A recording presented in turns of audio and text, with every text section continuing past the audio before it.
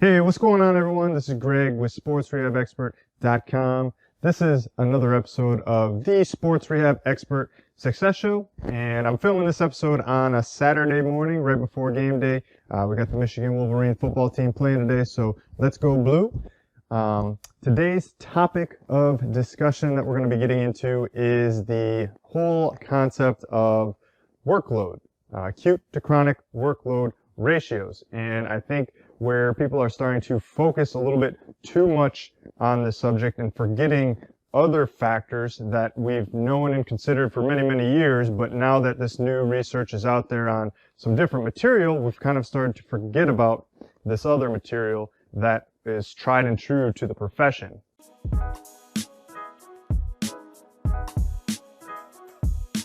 So, and I think this is commonality for a lot of different things that are out there, is when something new, sexy kind of comes on, we forget about the old tried and true stuff, or we never learn how to mix the two together. And this is a prime example of that, in my opinion. So, and nothing better than on a Saturday talking about this, because football teams, basketball teams, all these different teams are associated, sporting teams are associated with monitoring acute to chronic workload ratios.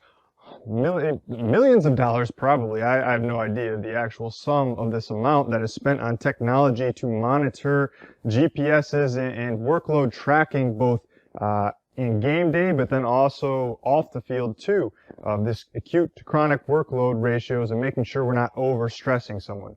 Now, I'm not taking away the importance of that and the benefits that that could apply to you, but what this has done is it's taken away the emphasis on teaching biomechanics and teaching movement efficiency and movement competency.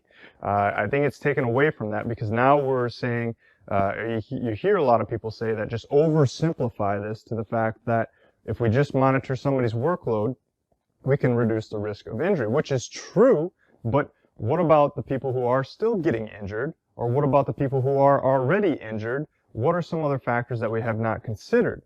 Paying attention to biomechanics and paying attention to what is considered quote-unquote optimal is absolutely necessary to help distribute workloads in the acute scenario and in the chronic scenario as well too, because if someone is not moving efficiently, if someone is not dispersing pressure efficiently across the kinetic chain, across joint surfaces, then both the acute and chronic workloads that person is going to experience is going to have a spike compared to someone who can do that a little bit better or a little bit more optimal. Now, again, I'm not saying that you should just be paying attention to the biomechanics. I'm not saying that you should just be paying attention to somebody's work volume of in-game, out-game, in-season, off-season workloads. Those are all important, but we have to consider both.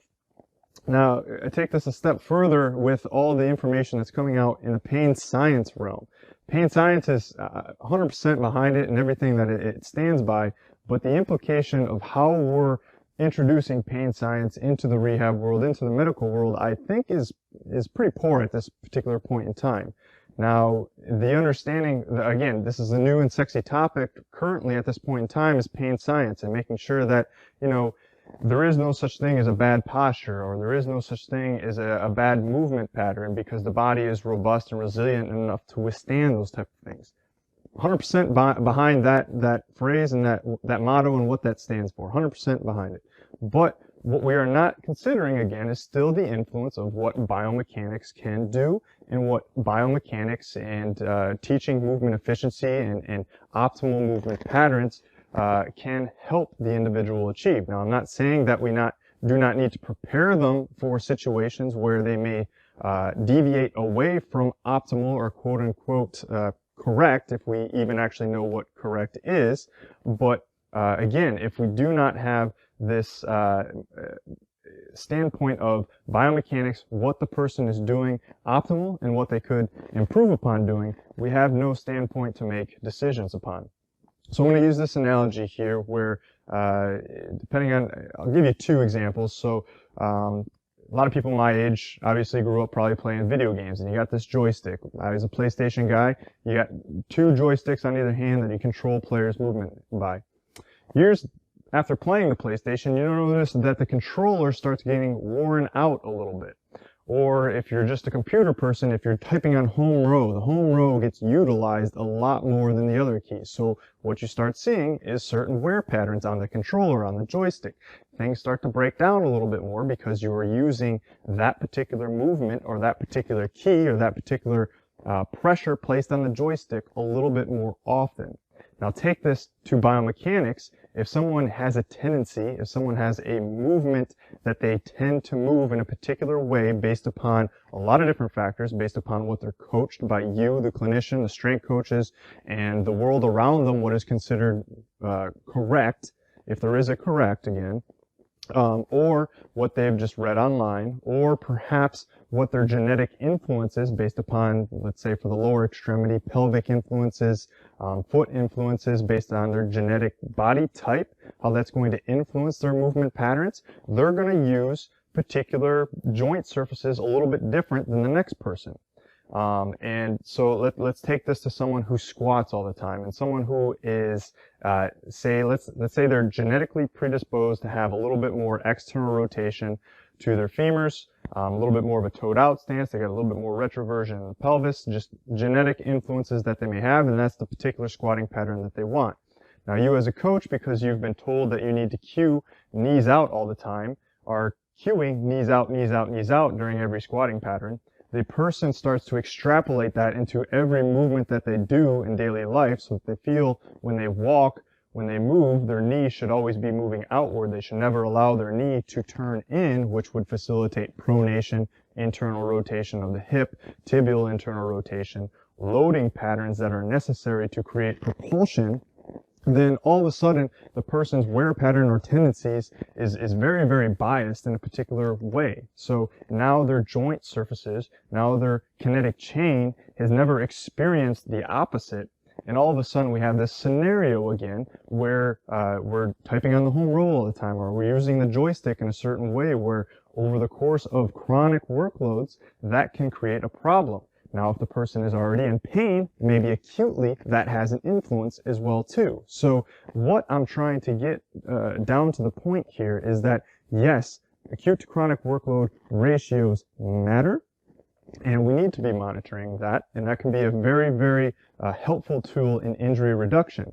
But it should not take away from the implications that watching someone move, creating and looking at their movement tendencies and teaching someone how to move away from that and create movement variability, and then create strength, power, hypertrophy, and what we would consider, optimal for that person based on genetic influences that they may have. So these are all things, and this is the holistic approach that we always have to have in the back of our mindset. We can't just take one research article and post it as the holy grail for everybody and that this is the only thing that needs to be done.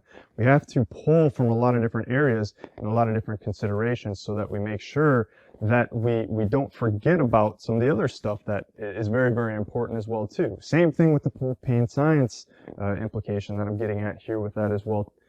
With this talk as well, is we can't just say that no movement is optimal, but it is hard to define what optimal movement is. So the n=1 scenario, where based upon a lot of influences that you're going to have to tease out in your assessment based upon what their genetic influences may have, what their movement tendency currently is, and what have they been told in the past that may be influencing that as well too. And a lot of times, again, I talk about the player profile a lot on the sportsrehabexpert.com website and through our courses. We have to look at what the individual's tendencies are. We want to optimize their strengths and then improve upon their weaknesses. So if someone needs more movement variability, then we need to teach them how to move away from their tendencies biomechanically. Now, if someone needs more strength hypertrophy, depending on the scenario, you may teach them how to strength train, produce power, produce force in a certain particular manner. Now keep in mind, we do have a decent understanding of what optimal propulsion strategies are to produce power, force, and things of that nature. So the person has to be able to pronate. The person has to be able to create internal rotation of their femur, internal rotation of a pelvis on a femur, so that they can display force and power. If I'm stuck into external rotation, supination, all the different times, there's no ability to create a recoil. There's no ability to create potential energy or stored energy that we can display on the field of play or in life for that matter. So again, there's a lot of different considerations that we have to consider. This is a particular problem that I see in the profession currently when we're talking about a lot of different injuries or a lot of different tendinopathy situations a lot of times, because we're just talking about acute to chronic workload ratios. We're talking about work and rest, and then we're talking about there is no set correct right or wrong movement, which again, there may not be considered optimal, but there's a lot of influences based upon a lot of different factors that we need to consider, that teaching them how to move a little bit differently can distribute forces slightly to your advantage, which would have an influence on acute to chronic workload ratios, whether you're going for more injury resilience or whether you're going for different manipulating pain. Again, if someone is dealing with pain all the time and they're using a particular tendency over and over again, take that toed out, external rotation, knees out cue all the different time, and they have not experienced pronation, their joint surfaces, their muscles, the kinetic chain has not experienced something that loads the body in a little bit different fashion, which potentially could influence the individual's pain.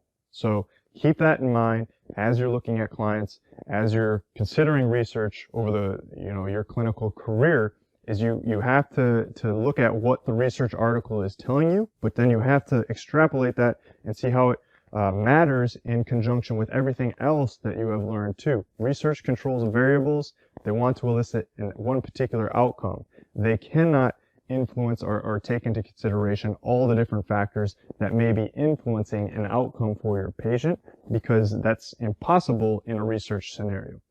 Research has to control for variables. So we have to consider that when we're applying research into the practical world. So hope you find that helpful. If you have any beefs with what I said, feel free to comment below. I'm more than happy to start a thoughtful conversation. There needs no badgering or bashing of people in this conversation if something starts, but comment them below. If you have any questions about me trying to elaborate on that further, be sure to type them in below too, and I'll get those comments in a future post, a future conversation in the podcast.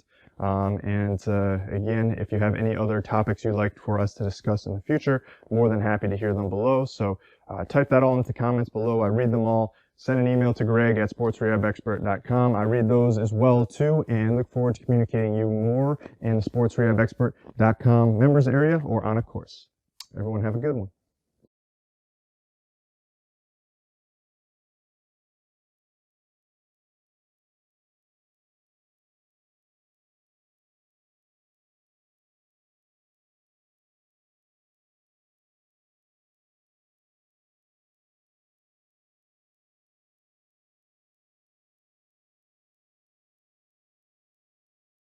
Hey, thanks for watching.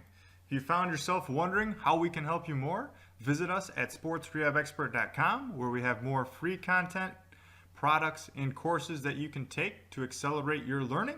Or you can just send me an email at greg@sportsrehabexpert.com. And one more thing, if you found this video helpful, please subscribe so you get notified whenever a new video comes out. And please like and share any content that you feel was helpful. Thanks.